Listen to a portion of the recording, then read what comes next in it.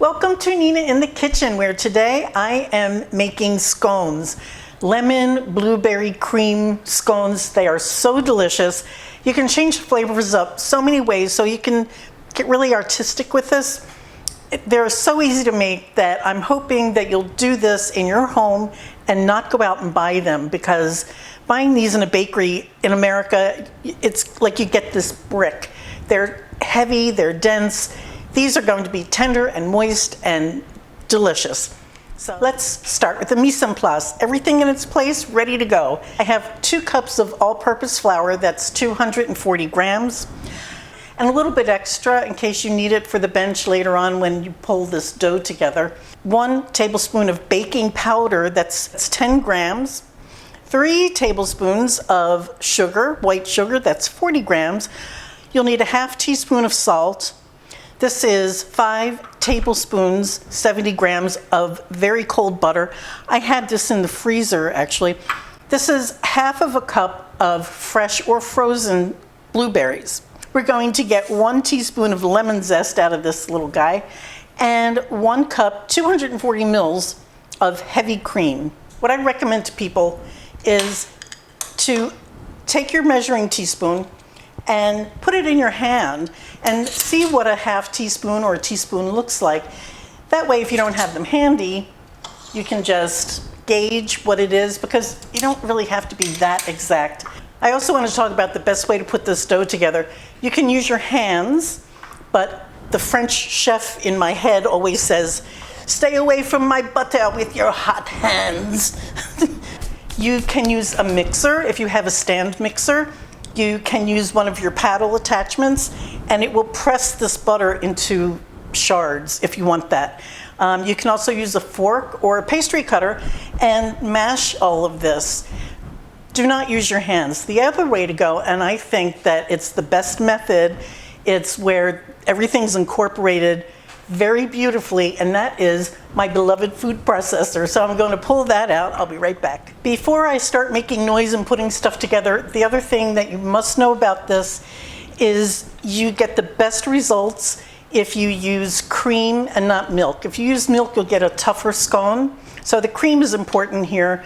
Everything should be cold, very, very cold. If you work it with your hands, or you feel that maybe it's not cold enough, you can put this back in your refrigerator for an hour to 2 hours before your baking powder kind of works its way out. So you have some grace period here if you feel that your dough is not cold enough. The reason that you want everything to be cold is because if it's too warm, when it goes into the oven, what happens is everything just sort of leaches out and you end up with a very dry product.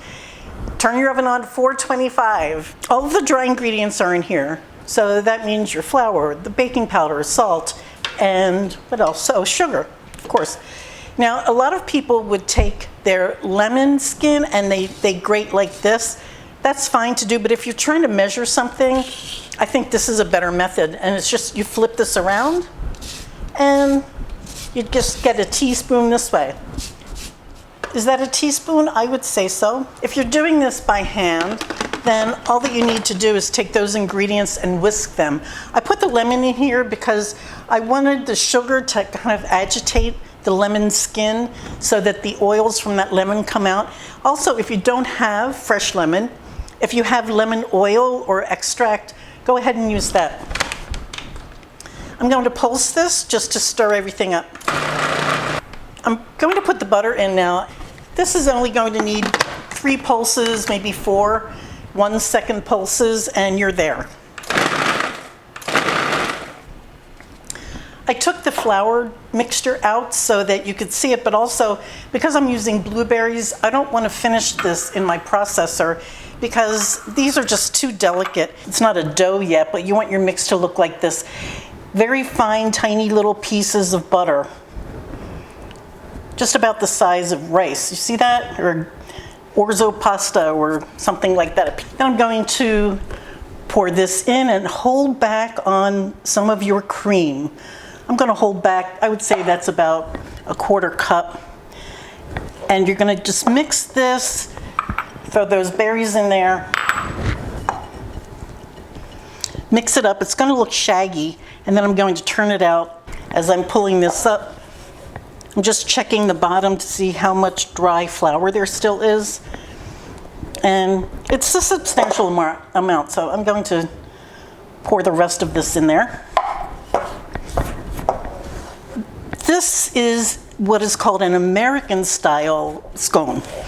The American style is a little bigger. It has, well, it's probably 2 or 3 times bigger actually.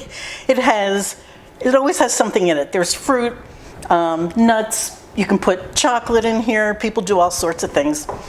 It's a little more dense, but the inside should be light and moist. And the British scones, they're more like an American, like a southern biscuit, and I'm going to make those one day for you too because they're both delicious. Let me just scrape this out. These dough scrapers are wonderful. They get every little bit of dough out of your bowl. I'm going to switch to my trusty bench knife, or bench scraper I should say.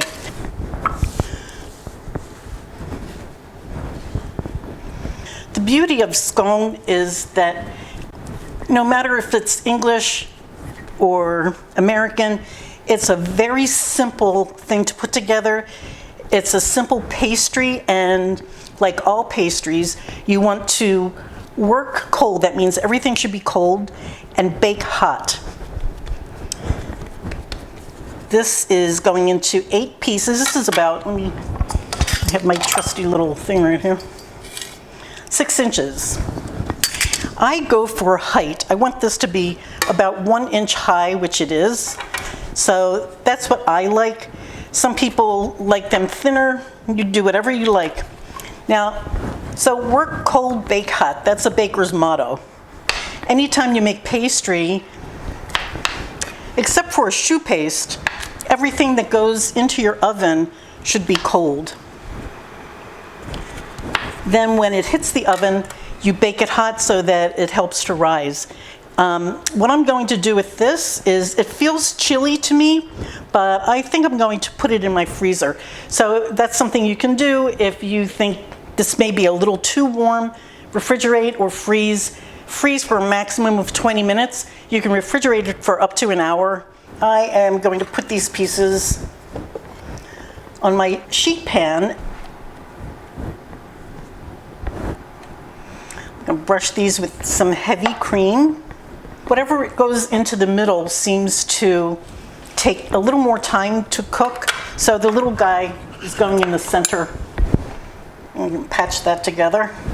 This is a sprinkle. It's just shimmer sugar, and I'm just going to put that on top for a little crunch. Some people like to put icing sugar over this, or icing sugar mixed with, you could do lemon if you like that, or cream, and just sort of drizzle that over. It makes it really pretty, but to me, it makes it too sweet too. These are not a very sweet scone, so let me throw these into my freezer for 10 minutes, then they go in the oven, and I'll see you when they come out. These are still piping hot right out of the oven, but they're sturdy enough that I'm taking them out, and unfortunately, like bread or muffins or cake, they're still cooking right now. So I'm not going to touch these for another 10 minutes, but then it's on. After that, you're free to eat them. I'll see you in 10. Here they are. It's been 10 minutes. I've patiently waited. Let's see how they look. Oh, I can just tell by that texture. Look at that. That's pretty perfect. All of the moisture stayed inside with the butter and the cream. If the butter was too hot in there, it would have made little pockmarked holes. This is such a delightful recipe. You get a little acidity from the lemon, the blueberry and lemon. They're just such a beautiful combination together. This is a great recipe. I like the little crunch from that sugar that I put on, the sanding sugar, so I highly recommend that. And I guess this is it, so I'll see you next time. I hope you make these. Let me know if you do. If you have any questions, just ask below. Bye, guys.